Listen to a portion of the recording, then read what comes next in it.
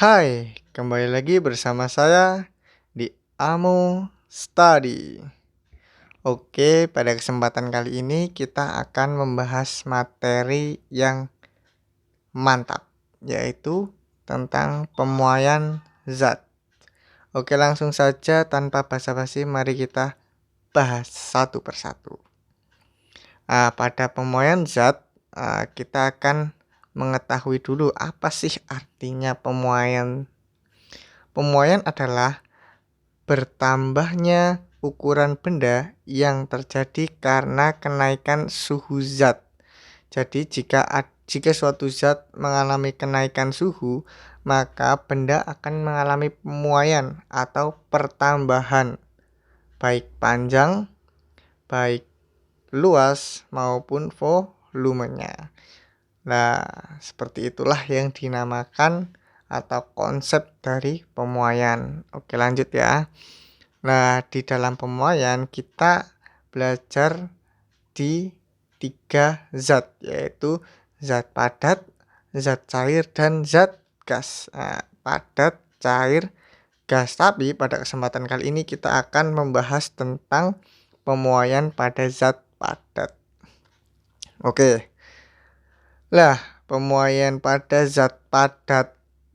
Pemuaian pada zat padat adalah jenis pemuaian yang terjadi pada suatu benda.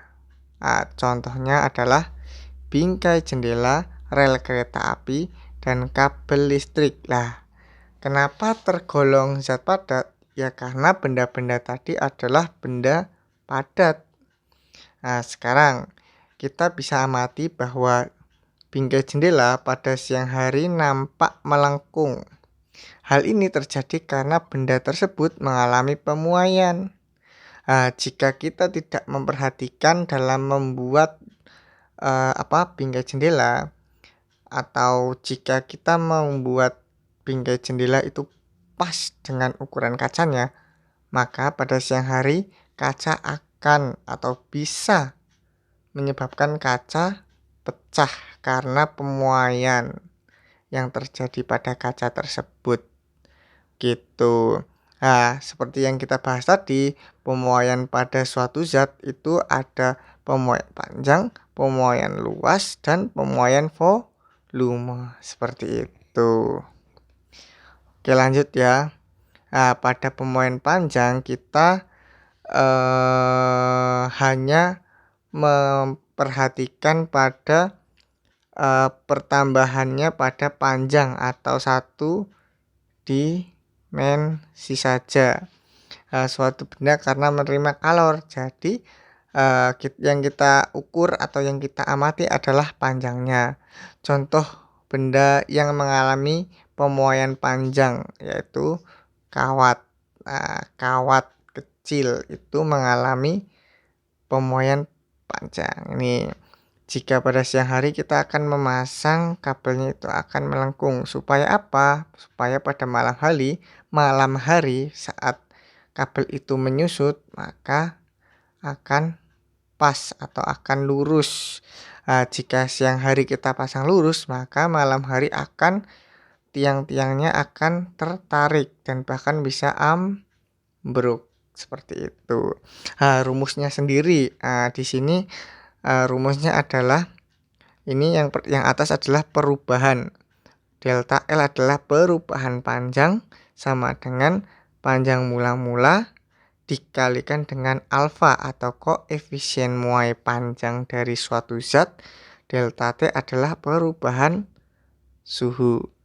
Kemudian untuk mengukur panjang akhir kita dapat menggunakan persamaan L, yaitu panjang akhir sama dengan panjang mula-mula dikalikan 1 plus alfa delta T.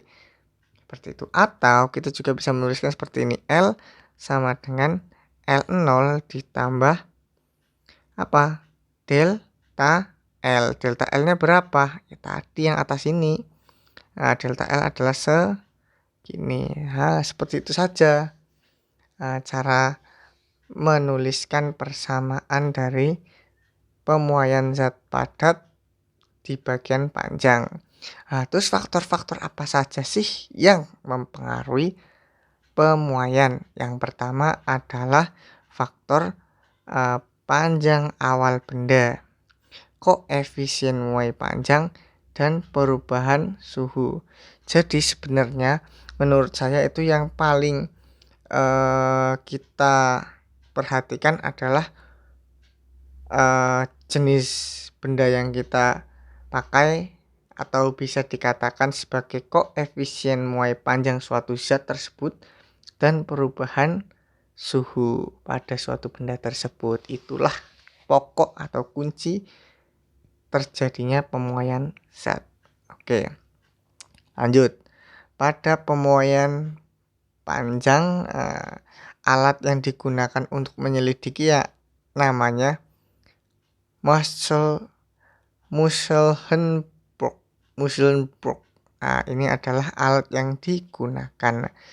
Terus karena setiap zat memiliki nilai koefisien muai panjang yang berbeda, oleh sebab itu di sebelah kanan merupakan tabel dari koefisien muai panjang suatu zat padat seperti itu.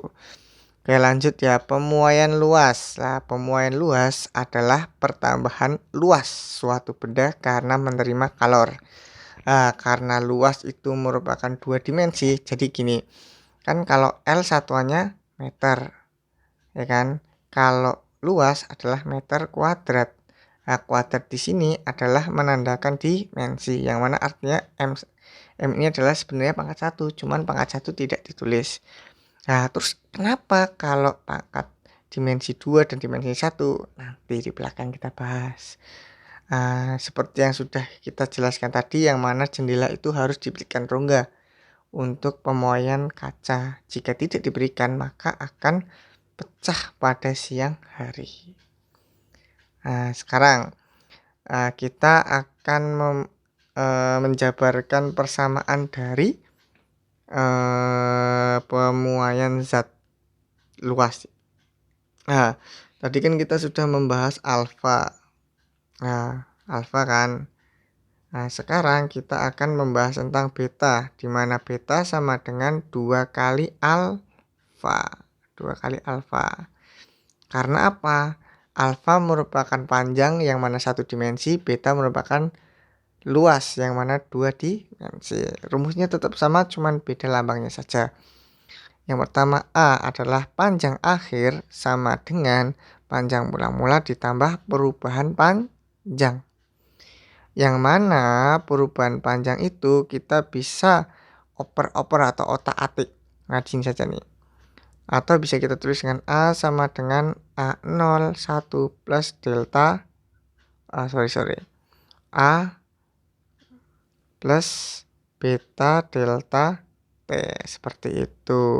Delta T-nya berapa? Delta A-nya berapa?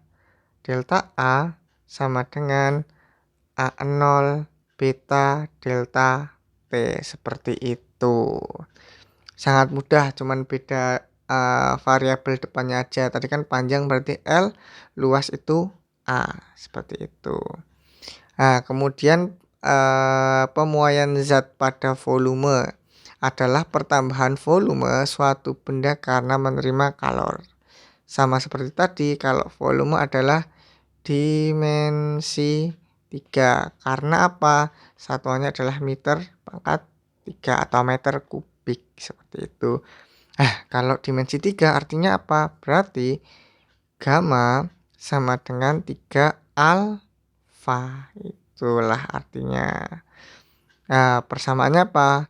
Panjang akhir sama dengan panjang mula-mula dikalikan 1 plus gamma atau koefisien muai volume dikalikan perubahan suhu, atau V sama dengan V0 plus delta V. Delta V berapa? Sama dengan V0 gamma delta T. Seperti itu artinya. Oke, lanjut. Pada konsep pemuaian zat, ada prinsip pemuaian zat yang banyak diterapkan dalam kehidupan sehari-hari.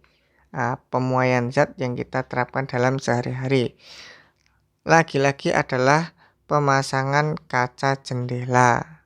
Nah, itulah sangat sangat sangat menggunakan konsep pemuaian zat. Yang kedua adalah sambungan rel kereta api. Nah, pada sambungan rel kereta api pasti kita akan melihat, jika pagi-pagi ya, kita akan melihat rongga atau celah atau space kosong yang sengaja dibentuk untuk menanggulangi saat pemuaian pada waktu siang hari. Maka kalau pagi hari itu pasti ada rongga-rongganya pada bagian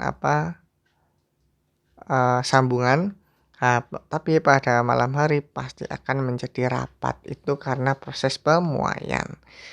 Kemudian pemasangan bingkai besi, kemudian pemasangan jaring listrik. Tadi kita sudah membahas. Terus yang lebih penting adalah keping bimetal. Nah, keping bimetal adalah dua benda atau dua buah keping logam yang memiliki koefisien muai yang berbeda antara satu dengan yang lain. Nah, di sini nih kita lihat nih.